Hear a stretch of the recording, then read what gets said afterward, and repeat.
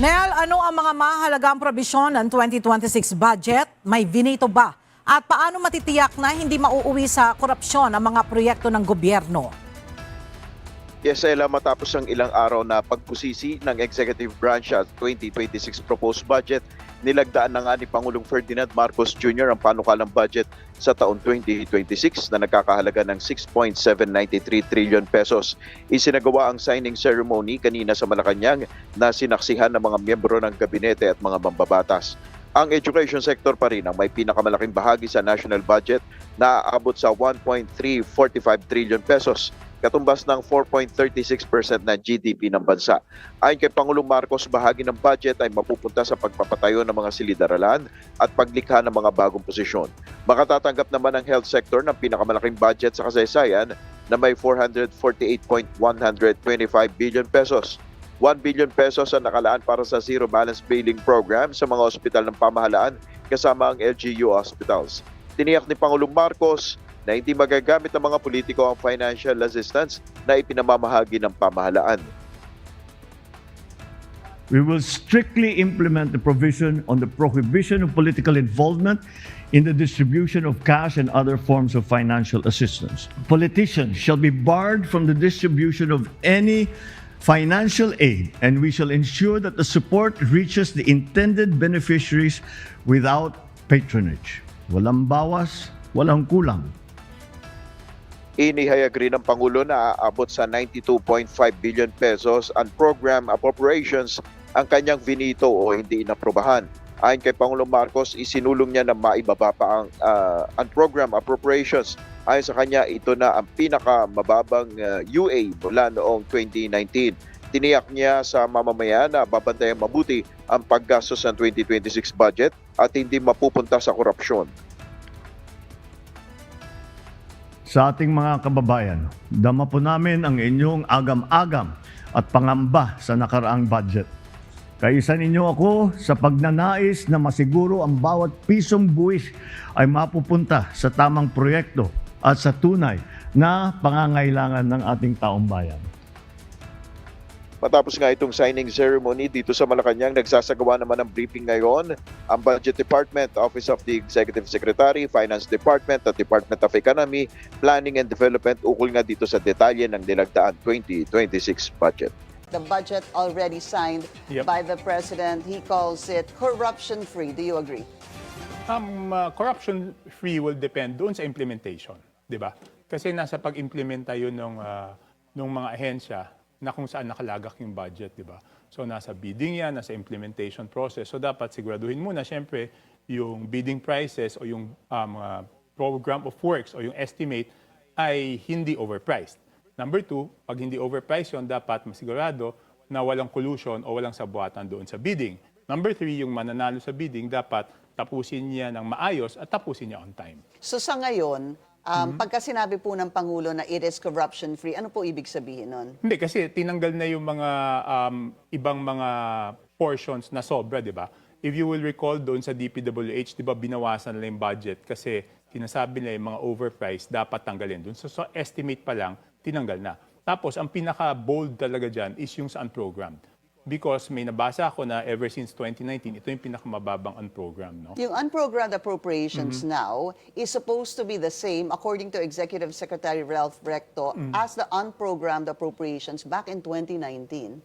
Yeah, That's that's what he said, no? But I don't have personal knowledge about that. Yeah, that's something we need to still verify in the future dahil, again, kakalabas lang po ng budget, kakasign lang po ng Pangulo kanina. At saka makikita natin dun sa unprogram talagang yung iniwan niya is yung talagang kailangan eh. Kasi tatlo na lang iniwan niya, di ba? Yung support to foreign assisted projects. Hindi talaga pwedeng tanggalin yan dahil obligasyon natin yan. Yan yung mga malalaking projects na katulad ng LRT, subway, na meron tayong promisa na counterpart na pondo natin. No?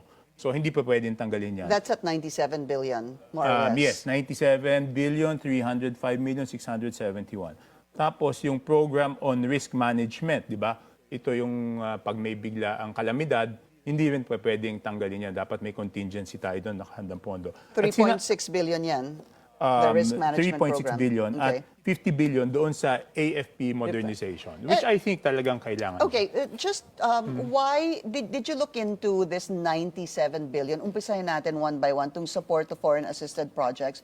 Why was it at 97 billion? Were you able to? No, I wasn't able to look Hindi at niyo po that. nakita to. Hindi ko Alright. na The tingnan rest, yung musik. maybe you can share with the public right now the other parts that were vetoed, line vetoed by the president. So, ang na-veto is 92.5 billion worth. In fact, there were even, would you call it threats by I think it was Congressman Erice who said dadali niya to sa Korte Suprema kapag ituloy itong unprogrammed appropriation. So from that, tatlo ang iniwan, 92.5 billion pesos worth were vetoed. Can you please tell us ano po yung mga na-veto? Ito, Kasi may budgetary isa- support to government-owned and controlled GOCCs, Okay, no? GOCCs, Na yung support. 6.6 billion 895. Finito yan.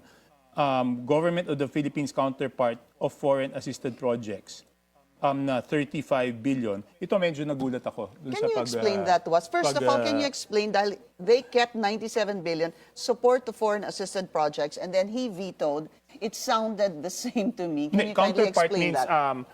yung support, ang pagkaalam ko, ito yung obligasyon natin. Yung support, ito yung sinabi niya, when I read the veto message, sabi niya kasi, itong support, dapat nahandun na sa GAA. Dapat nakasama na to sa program. Yun ang basa ko doon sa veto message, no? And then yung prior years LGU shares na 14 billion, tinanggal yon. Yung fiscal support to automotive resurgence strategy, tinanggal yan. Revitalization of the automotive industry, tinanggal rin. Adequate insurance protection, tinanggal rin. At saka yung personal services na 43 billion. Ang laki nun. Can I borrow this? Yeah. Can you kindly explain to us, ano ho ba yung fiscal support for comprehensive automotive resurgence Hindi, strategy? may programang comprehensive. CARS program. Oo, the may CARS program. So Vinito yan, no? Hindi naman talaga masyadong... I mean, if we had the money, okay yan. Pero hindi naman What would siya this dapat do? priority. Sandali, binubuksan ko yung veto message. Hindi So ko I'm gonna binubuksan. siguro identify also the rest that you already earlier had mentioned.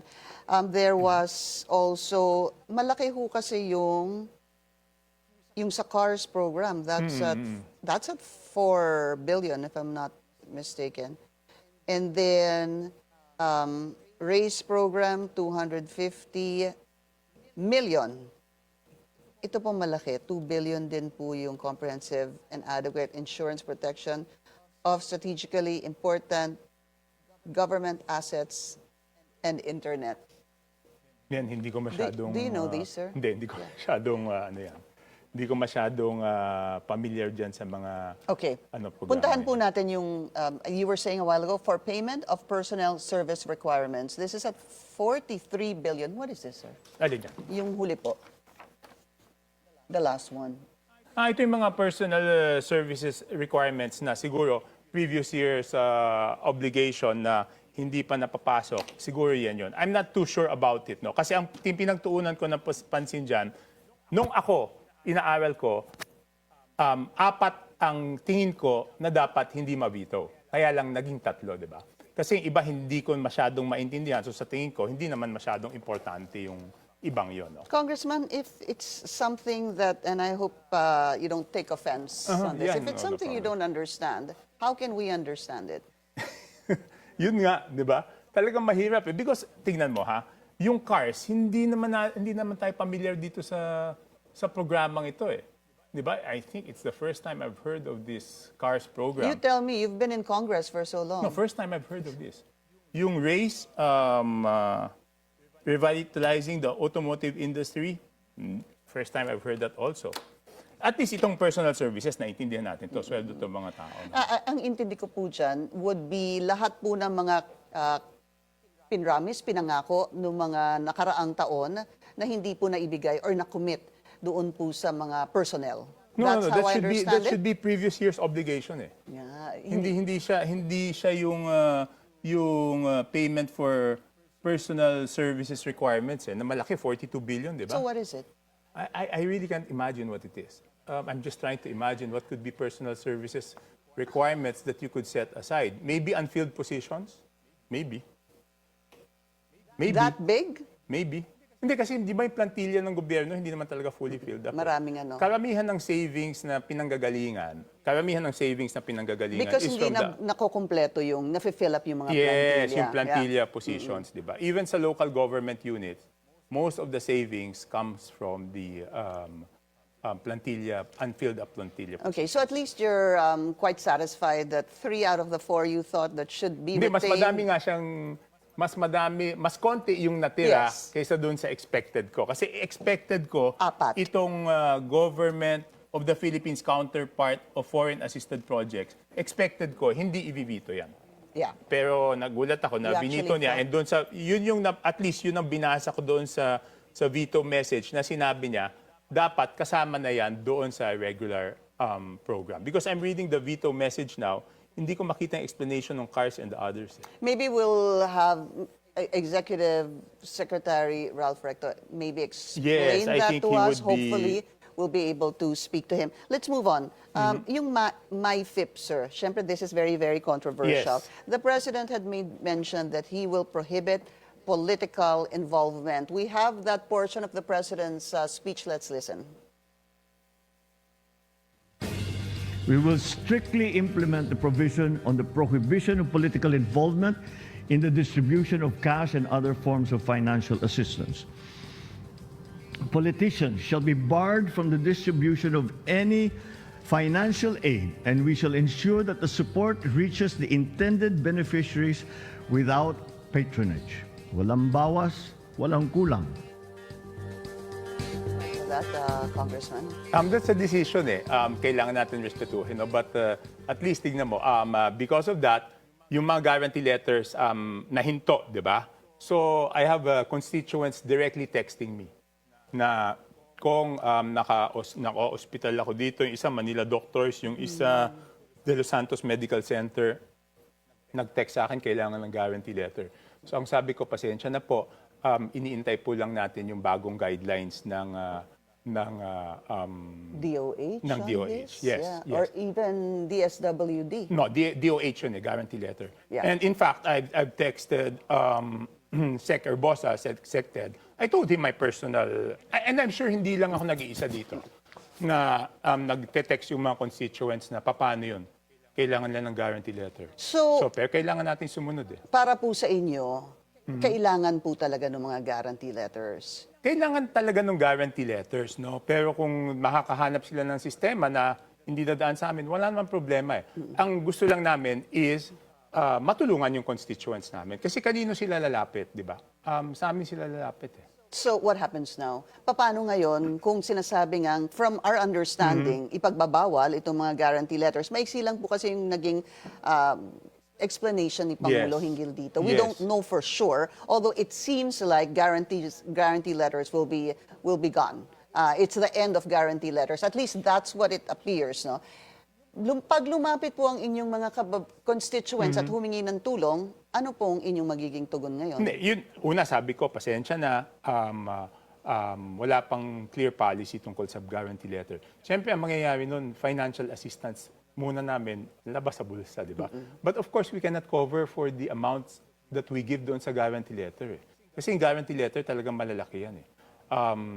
Hundreds of thousands, di ba? Isipin mo, ilang constituents namin ng lalapit. So, ang nangyayari nun, pag ganon, hingi muna kami ng pasensya na, bigay muna kami ng financial assistance habang nag-iintay kayo ng... Yung sasabihin nyo galing to sa personal kung... No, we just say, pasensya na po, tulong na kami financially muna. Ganun naman lagi eh. Lahat naman ng serbisyo, pag hindi nasasagutan ng gobyerno, di ba, ganun naman kami. Kahit papano. Basta makatulong na. Hindi naman namin kaya sagutin lahat ng problema ng ating mga residente, no? Sinusubukan lang namin kahit papano, makatulong ng konti. Yeah, pero yung sinasabi nyo kasing tulong, hindi po yun galing sa inyo personal eh. Tulong po yan ng lahat sa atin na nagbibigay ng nagbabayad ng yung buwis, di ba? pag hindi nakasya, di ba? From your own pocket. Yes, wala na eh. Wala naman kami pagkukunan. Kasi ang naitutulong lang namin yung guarantee letter, yung sa DSWD. Burial. Pero Burial. DSWD, pero schedule yon, yung may sakit, di naman pwede mag-intay, di ba? Yung maintenance medicine, pwede mag-intay. Pero yung talagang nasa ospital, hindi makakapag-intay doon. Tsaka konti nun, talagang doon kinukuha, doon sa MOOE namin. Napag-uusapan po natin Yun. in So, a bit while ago. Is every congressman given an amount per annum to be able to disburse guarantee letters to your constituents? Meron ho bang hanggang Yes, meron yan. 300,000, 1 million lang kayo per annum? It's the total amount for your district per year. Exactly. Meron yan. Kaya naman binibigay yun in advance para alam mo kung paano budgetin, di ba? So, for example, let's say 30 million. Let's give an amount. At least, alam mo, maybe more or less, you'll spend 2.5 million a month para umabot ka sa Disyembre. More or less ganyan. So, pinapaalam yun sa amin kung Sino magkano. nagsasabi po sa inyo nito na magkano per district? Hindi, pag simula pa lang ng budget process, alam na namin yan. Because it's... It's dependent on what? The population? Of no, it's equally distributed. Equally Supposedly. distributed. Supposedly. Okay. So let's start with that Supposedly. first. Supposedly. Would you be able to tell us magkano po ang 30 yata eh. 30 No, because it's 30 million annually? hindi, because it's your soft. Di ba may soft kami which is I think 30 and ikaw bahala mag-determine kung magkano yung sa tupad, magkano yung sa Akap. tupad, DSWD which is AKAP and AKAP. AIX and yung MAIP. So i-divide mo yan. I see. Hindi ko lang matandaan yung figure if it's 30 or 40. Basta ikaw magde-divide niyan. Sasabihin sa'yo, ang soft is 30 or 40 and then ikaw magde-divide na sabihin mo ganito. Katulad sa akin, ang ginagawa ko dyan, magbibigay ako ng meron kasi kami city hospital sa Navotas, di ba? So yung part ng MAIF ko is not guarantee letter but it's assistance to the city hospital for an X amount. Then maglalaan ako ng konti for tupad. Then maglalaan ako ng konti for AKAP. Then maglalaan ako ng konti for burial assistance.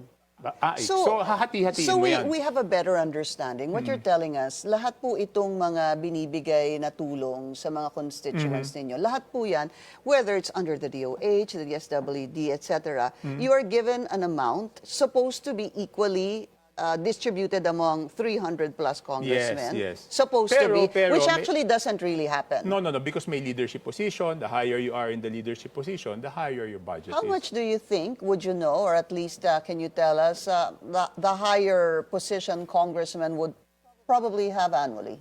I don't know. Kasi nung vice chairman ako ng Committee on Appropriations last Congress, may additional yata. Let me check. I don't want to give a figure na mali. Sabi mo may additional na soft na 50 yata. 50 million. Yes. Parang ganon. So parang lumalabas, let's put it at 100. Hindi, 30 plus 50 so mga 80. 80, Pero yeah. kung hindi ka vice chairman ng Committee on Appropriations, siguro 30 lang makukuha mo. Paano pag chairman ka? Ayan, hindi ko alam. Never ako naging chairman. All right. And would you say that's a conservative amount that you're telling me? That's the base. So that's conservative. That's the least. Okay. Tapos kung, di ba, yun na nga yung sinasabi ko na dapat palitan. Kasi dati, pag naubusan kami ng pondo, doon kami hihingi sa Office of the Speaker. Di ba? Which I said is, pinagbawal yan ng Supreme Court kasi post-enactment yan, di ba? Yung legislature, hindi dapat nakikialam doon sa executive, di ba? Kasi yeah. ang mangyayari noon, pag in-approve ng dating speaker, yung additional, yung opisina ng speaker, magsasabi doon sa departamento na bigyan ng additional yung congressman. I see. Di ba? So nanggagaling sa speaker yun. Dati, Sasabihin, dati, before. oo. Ang speaker magsasabi sa Office of the Speaker will tell the DOH, dagdagan pa si Congressman so and so. So ngayon, ang proposal ko, which I think nung nakausap ko si Speaker Boji D, which he was very open, is lahat kami sa ano na lang, sa departamento nahihingi. Kahit congressman. Pero you Nung still hindi pa namin alam na, kala namin may guarantee letter, di ba? So sabi namin, kung kailangan namin ng extra, doon lang kami sa DOH. So wala na yung guarantee letter, wala na. So sa DSWD, kung naubos yung AX mo o yung AKAP mo, doon na kami hihingi sa DSWD. So ngayon, paano ho yan? Kailangan malakas ka kay Secretary of the DSWD, Secretary of the DOH. Is that how you foresee this moving Hindi naman, I forward? think there'll be... Or do you have to really just be malakas sa administrasyon? Kasi pag pro ka, madali kang bigyan. Hindi naman. I think they will distribute it kasi hindi naman sila politiko di ba?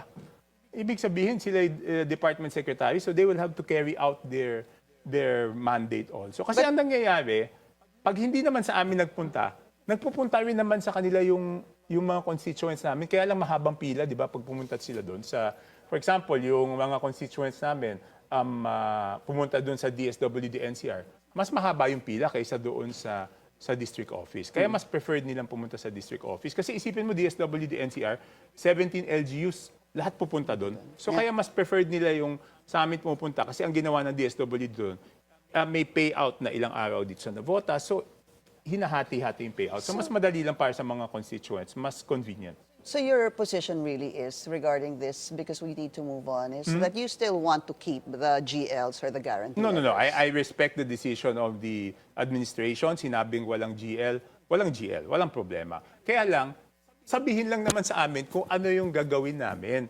Hindi na kami bibigay ng GL, sabihan namin yung tao na pumunta sa DSWD NCR, o saan ba namin papapuntahin. Yun lang ang kailangan namin malaman. Hindi katulad ngayon, wala din kami masabi kung anong gagawin nila. Paano kung lalabas na sila sa ospital? Hindi naman po pwedeng sabihin na mag-intay ka ng 15 days bago kayo lumabas sa ospital dahil dadagdag yung bill nila. All right, diba? let's talk about what you mentioned a while ago, yung MOOE. First of all, what is this 2 million Christmas bonus really about? No, Meron ho ba kayo natanggap? Hindi ko pa natatanggap. Hindi pa. Hindi pa. So, sinabi ko naman, I think they were referring to the break MOOE. Kasi pag nag-break kami, 3 beses kami nagbe-break. Kung magsimula tayo ng SONA, ang simula ng sesyon namin, ang unang break namin is yung UNDAS, papuntang November 1. So magbe-break kami dyan, meron binibigay dyan. Okay, which was 1.5 million. Okay. Yung susunod yan, pangalawa is the Christmas break. So, supposedly, sabi nila 2 million, di ba? Pero yung sa akin, hindi ko pa napipick up. Okay. And yung pangatlo niyan is yung Holy Week break, which previously, in 2025, kasi hindi pa naman tayo umaabot yan, di ba? In 2025 was 1.5 million. Alright. Yung akin dyan, hindi release. Pero I didn't make a big fuss. Hindi ko na pinalaki yung issue na yun. Okay, hindi release nirelease dahil sabay yan noong botohan nung impeachment, di ba? Okay. Feb 5 was the last day. So, nung kaming mga hindi bumoto sa impeachment, hindi release yung 1.5 na MOOE, which So, is hindi ko na this- pinalaki yung issue na yun. Is the release of the MOOE based on what the leadership wants? Ganun ho ba yun? Hindi. Kung ganun man yung ginagawa nila, hindi dapat ganun. Kasi yung MOOE is the same MOOE na binibigay din sa amin monthly, di ba? Yung sa monthly, walang pili yun eh. Lahat ng congressman, binibigyan ng MOOE na yun, no, yung monthly. So kung yung monthly, walang pili, dapat yung yung sa break, wala din pili. dapat walang pili. But Yan. it's discretionary. That's what I'm asking. Is it discretionary? No, on... it should not be I discretionary. know, but what is the fact on the ground? Kasi nangyari sa akin yan nung So it is 2025.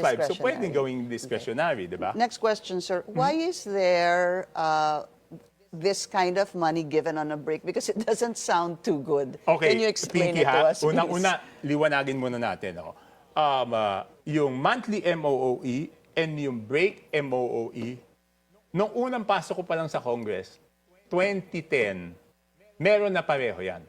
Meron na yung monthly MOOE at yung break MOOE. Meron na yan. Explain it to noon us pa. first. Bakit may hindi yan MOOE Hindi, during a liwanagin muna break? natin. Di? Baka isipin na ngayon lang nagkaroon yan. Hindi po. 2010 So pa. nandiyan ako Pinoy administration, 2010 to 2016. Nandiyan ako Duterte administration, 2016 to 2019. At bumalik ako ng 2022. Meron talaga yan. Lahat yun. Bakit meron? Ang unang sabi niyan sa amin ng first term namin is because pag nagbe-break, mas malaki yung gastos mo sa distrito. So, yung MOOE kasi na binibigay sa amin monthly is for district office operations yun. Yun ang description nun eh. Di ba kaya ito, when I showed you, nakasulat district allocations, di ba? Let's put it on air. We have this. This is your. It's okay. You told me it's Yeah, okay. it's okay, it's okay. 2010 payslip. Payslip ko yan. That's the first time he became. Baka tatanong, bakit ako may 2010, wala ako ngayon? Kasi remembrance yan eh. Unang sweldo ko bilang congressman. So kaya tignan niyo yung date, July 1 to July 31, 2010. So Okay. remembrance ko yan. Kaya Buti na lang you still have that and you Oo. allowed us to show it. So basically, for the public to look into it, I have it here, sir. yeah. Ang sweldo is yung 52,000, at that time, no? Ang sweldo is yung 52,779.80. Tapos yung 288,666.67, yan yung district allowances. Yan yung breakdown ng district allowances na sinasabi na MOOE na monthly. So ito yon. Tapos bukod yan, sa break meron kami. Ang reason nga nun, sinasabi nila, is because pag may session, three times a week or 4 times a week, nasa kongreso ka, nasa distrito ka, 2 to 3 times a week. Lalong-lalo na kung nasa probinsya ka. Pero kung break, nakababad ka dun sa distrito mo. So mas marami kang kailangan na panggastos doon sa district operations mo. Yun ang paliwanag. So dyan. ang MOOE na ito po, tama ho ba? Iba yung sa kongreso, iba yung sa distrito mo. Am I understand? Hindi. Yung sa kongreso kasi, sa loob ng batasan, Right. meron kaming 5 staff doon. Hindi MOOE yun kasi personal services yun. Kasi nakaplantilla item yun. Ito yung nasa distrito ninyo na ito opisina. yung mga distrito mo na Okay. opisina. Kung uupa ka ng opisina, telepono, kuryente, gasolina, ng mga hindi lang sa'yo, yung mga utusan mong tao, representation, field It's work. almost like your satellite office. Parang ganon. Tama ba? Hindi, lahat kami may district office eh. Okay.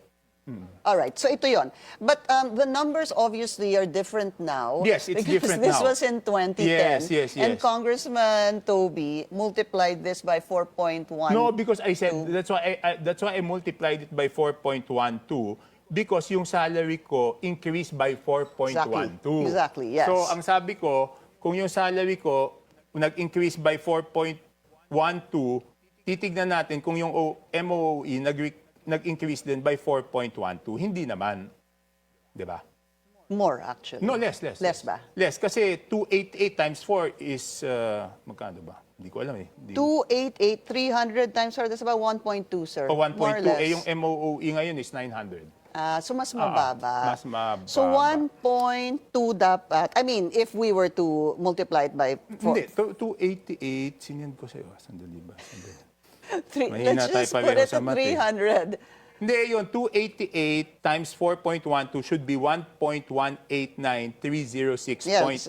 So let's put it at 1.2, sir. Oh, Yun na, 1.2. Pero ngayon, actually, ang MOOE is 958,670. 9.5. Okay, 950 lagay natin. 958,670. So it's almost the same. I mean, Almost, Yes. but not quite. Difference So, ng it's- 200,000. so ito ho ba yung sinasabing 2 million Hindi, Christmas iba pa yan. bonus? Yan yung- iba pa yun. yan yung monthly. Yes, I understand, sir. Ah. Now I'm asking you, yung sinasabi po ni Congressman Leviste na may 2 million na Christmas bonus, ito ho kaya yun? Hindi yan yun. Yung monthly yan eh. So meron ngang 1.5 pag undas, meron Understand. ulit na pag Christmas, siguro yung Christmas, tinaas na ng konti. Baka ginawang 2 million yung Christmas, di ba? That's where I wanted to go. Baka kasi, ginawang yung 1.5, ginawang 2 million. Baka. Baka. Ah. Or pwede rin hubang it's not the break allocation and over and above that, there was 2M? No, I don't think so. That's highly improbable. Never happened. So, just to again clarify this, hindi ito binibigay, kasi parang may pera kayo on break dahil patuloy pa rin ang trabaho sa distrito. Sa distrito. Kaya, at naka-break kayo, kaya meron pong ganitong Kaya mas pera. babad ka sa Okay. distrito. Mas babad ka sa distrito. Yun yung explanation nun. Alright, we have no more time, unfortunately. Hindi, tsaka Okay. ito liwanagin natin ever since naging congressman ako, wala akong narinig na nagkaroon ng COA findings yung MOOE monthly tsaka yung break MOOE. Kaya lang hindi ko matandaan kung ano yung pinipirmahan doon pag binibigay yung 1.5. Pero naka-voucher yan at may cheque yan. Hindi yan cash na binibigay sa amin. All checks. Yeah, check. So kaya nga, kung gusto mong tignan yung records, pwede naman ipakita ng Congressional records. And ako, I have no objection. If mas maganda nga kung pakita nila kung magkano talaga yung natatanggap namin kasi naka-voucher naman yan tsaka naka-check. All right. I hope we have a